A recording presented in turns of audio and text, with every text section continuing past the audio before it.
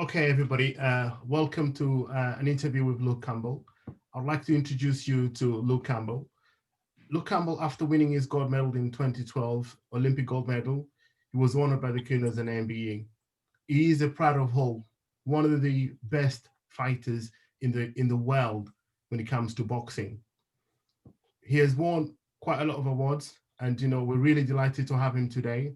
He's our golden boy, really proud of Hull. We really love him. And Luke Campbell, thank you for being here with us today. So I know you're in camp at the moment, Yeah. preparing for a major fight, which we're going to talk about in a few minutes. I just really want to kind of, take the first few minutes just to try and, get to understand you, Luke, as a person Yeah. and as a fighter as well. So how are you? You okay? Yeah, I'm good, thank you. Training Okay. hard, getting ready for this next fight, but all is good, and thanks for having me. Thank you. Thank you for being here with us, Luke. Look, as a fighter, can you give me an example of a mission that or goal that you had in your mind, but you never thought you could achieve it? Well, I mean, the Olympics is a perfect example. I've been boxing now probably just over 20 years now, and I first started boxing when I was 13, and then by the time I was 15, I was representing England, in Scotland, and then from winning a Four Nations gold medal, Yeah. then they picked me to go to the Junior Olympics, which was in Texas. Mm-hmm. And I went there. I picked up a bronze medal, and then went back the following year and I won gold. Wow. And then ever since then, like my dad always used to say to me that you're going to be an Olympic champion. Yeah. Always used to turn around and say, "Dad, show no." And he's always told me from the early days of starting boxing that I was going to be an Olympic champion, and I never believed him. And he kept saying it, and then I tried to go for the Beijing Olympics, but they picked someone else to go for the first trial, and he qualified. So then I didn't get the opportunity to go to the Beijing, and then I turned around and said to my dad, "Say, I told you, I'm not going to be Olympic champion." And he goes, "You will." Wow. He said, "Just keep believing, keep having faith, and keep doing what you're doing. You will be."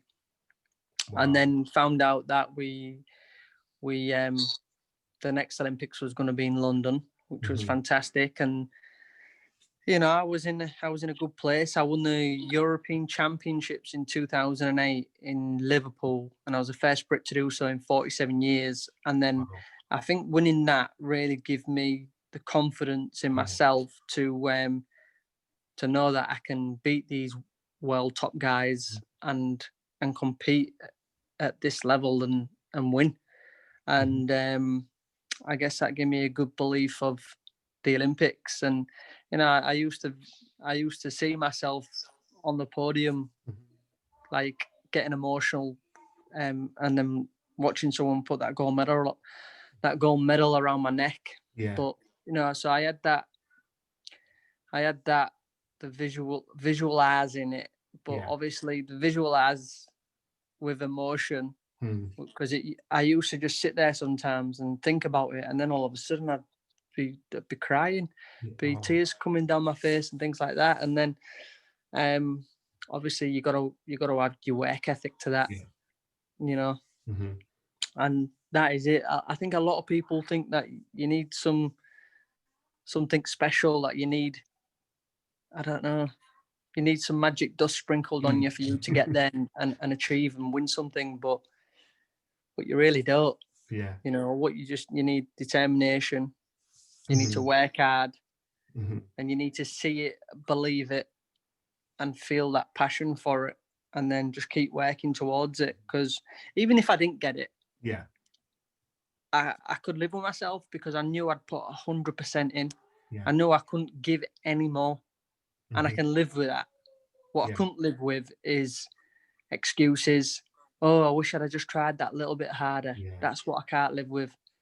So, so that being said, if I didn't get there, I'd still be very content with myself, because I knew I'd give it my all. That's brilliant. Thank you so much for that, champ.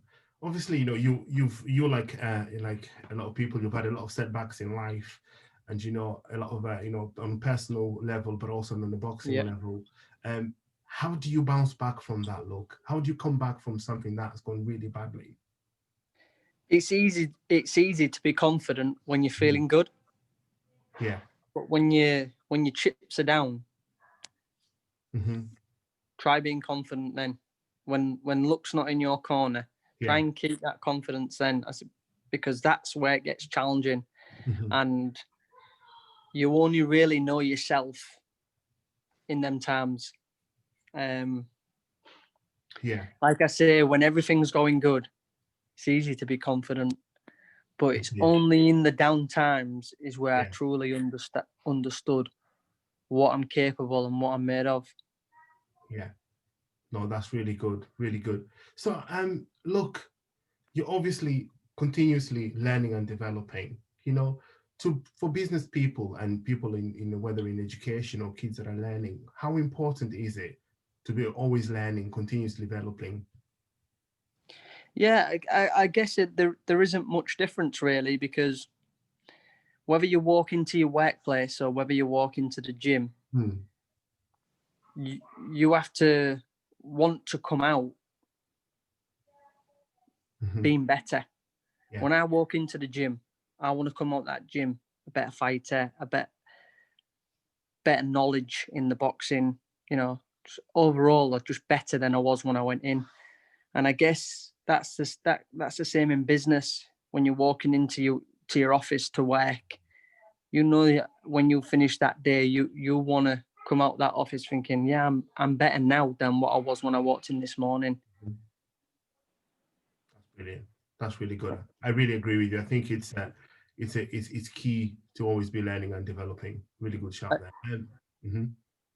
Yeah. I don't think there's a lot of difference whether it be sport or Yeah. business or work. You know, it's Yeah.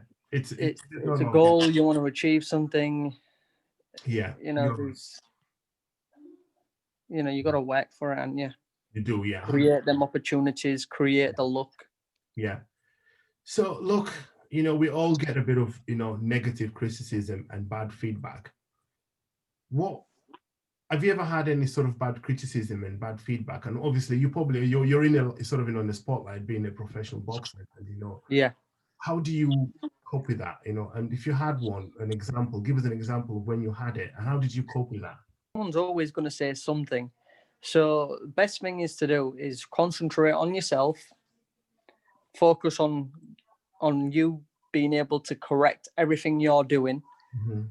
and whatever you're working on for you to be the best at that, instead of focusing on other people's negativity, Mhm. um, because that's not good for no one. And even you got to ask yourself the question: the people that actually give people negativity Mhm. on social medias and things like that, it's like, Mhm. what have they got going on in their life that they have to take time out of their busy schedules to actually criticize somebody else for trying something or working on something? Like, I don't think I've ever criticized anybody on like social media, like, for doing something. Like, Yeah. if anything, like, it just shows you what person you are for you to be giving negativity towards somebody else. It means Yeah. you've got to be a negative person. Yeah. And as they Because say, I've never done it. I've never criticized nobody else. yeah. And as they say, it takes a lot of effort to be negative, doesn't it? Thank you for taking the time out of your busy schedule To be to negative. comment on my life and what I'm doing. Yeah, absolutely crazy. No, crazy. Thank you for that, look. Now on a positive note, look, who inspires you? Who inspires me? Yeah. I guess growing up, it'd have to be my mum. Mhm. She was the workhorse for the family, as my dad was ill. He wasn't very well. Um, so I guess seeing that and being around that, and then knowing that my mum had to provide for us every day, to scrape £7.50 a day together. Wow. For my school money, my brother's school money, my sister's school money was a challenge. Wow. I seen her having to scrape money together every day just to give us for our school dinners and our bus fare. You know, and she provided for the family, put a roof over our head, and put food on the table. And I guess seeing that, you know, that gave me my work ethic and, you know, inspired me. Yeah, she must be so proud of you, Luke, with all your achievements. Yeah, she is. She is proud. Bless her. No, thanks for that. So you've got some really exciting stuff up and coming, Luke. You're obviously working on a new project for the gym. So tell us a bit more about that. How's that going? Yeah, it's going really well. Work's already taking place now in the city centre, in the gym. So it's a very exciting project. It's a project that I've been working on now for a couple of years or more. But I'd had the idea and the passion behind this for a lot of years. And now it's just sort of getting developed. You know, things don't happen overnight, and life is about timing. You know, and things are starting to come about now in this right now. So obviously with all the lockdowns going on as well, it's not is it, you could say, is ideal timing for this, actually, for what I want to create there. But yeah, it's exciting for me. It's exciting that I can get my brand behind it and still keep growing it, and that it be my base for me, for my training too. And, you know, being able to provide facilities for a lot of other people as well to use and to train. It's great for the city as well, obviously, Luke, that you're maintaining your brand, investing back in the city, which is really going to help a lot more people. What are your thoughts on these current things that people are debating around GPs making referrals to people to join gyms and memberships? You know, so that, you know, if they feel that the person is a bit overweight or has got issues, you know, health issues, they need to join a gym. There's been a bit of a debate about that. What do you think about that, Luke? I mean, it's certainly right. I mean, I do believe that our city is one of the most obese cities in the country, which is crazy. So I've used the gym for myself for the last 20 odd years to have that escape, to have that thing for yourself where you can get fitter, you can get stronger. I always feel better in myself after a training session. It's healthy. It's what I do. That's why I want to continue to do it as well, and put a facility there for other people to come and do it. Because it's important in life to exercise. You're not just exercising the body, but you're exercising the mind as well. I think it's very important. Yeah, which kind of leads me to my next question there, you know, around your mind and one things you say. Obviously, we've got a big issue currently with mental health, you know, issues going around the world with the lockdowns and everything that's happening in the current climate. What are your thoughts around that? You know, how do people keep their mental health? You know, how do they keep sane while all this is happening?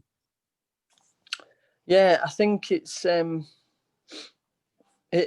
difficult one because, you know, with the lockdowns that are going on, as human beings, we're not designed to be locked up and not being able to go out and do this and see family members and things like that. So it's very hard on people right now with this virus going around, and, you know, there's a lot of people that's getting taken into hospital and unfortunately, you know, not surviving this illness. And it's really difficult and it's going to be challenging, but, you know, we have to, as human beings, like, really try and stay focused and keep ourselves in the present and focus on the now, the present, and not what could happen, what if this, what if that.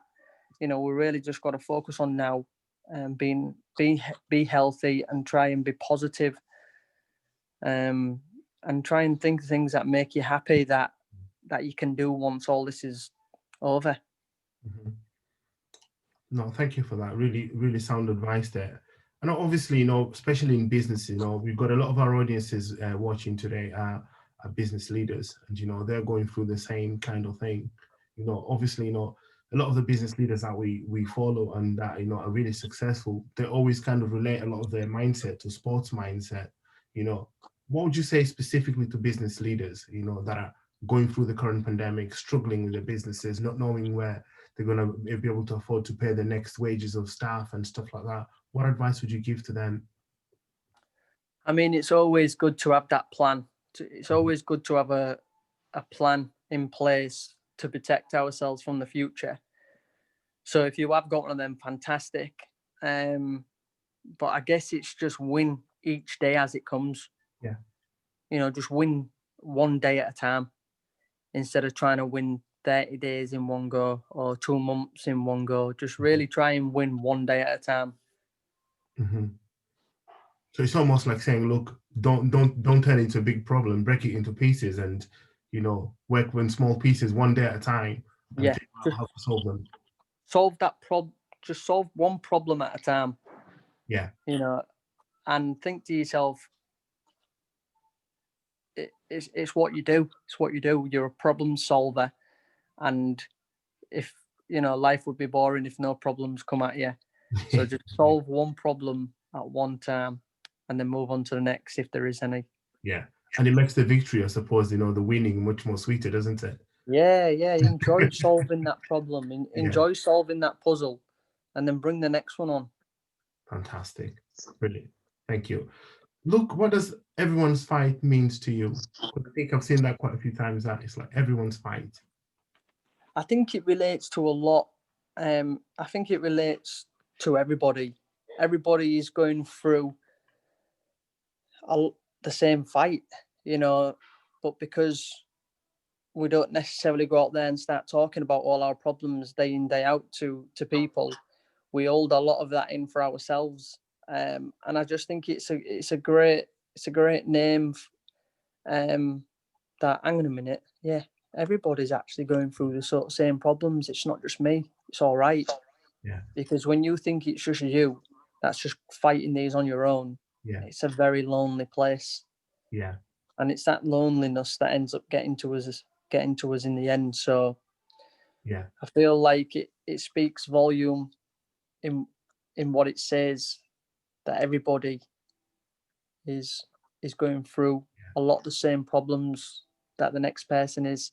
Mm-hmm. And this is where I want to bring, with using the gym and mental health side of things, this is where I want to bring the community together within our gym, helping each other. That, yeah, listen, I'm going through that as well, and I'm feeling them sort of problems and pains and thoughts, but let's do it together. Let's do it together. Fantastic. Let's do it together. Brilliant. Thank you. Now, so we know that you're in camp at the moment and you've got a big fight that's coming up. Could you tell us more about your opponent and your fight, when it's happening, the dates and times? Yeah, sure. So the fight is scheduled for 5th of December over in California. Fighting a guy called Ryan Garcia, who's like a big up-and-coming prospect over in the United States. He's got a huge following on social media.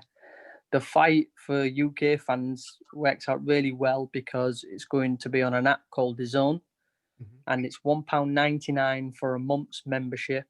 Wow. So you can watch a month's worth of fights on there, and obviously my fight will be one of them. Yeah.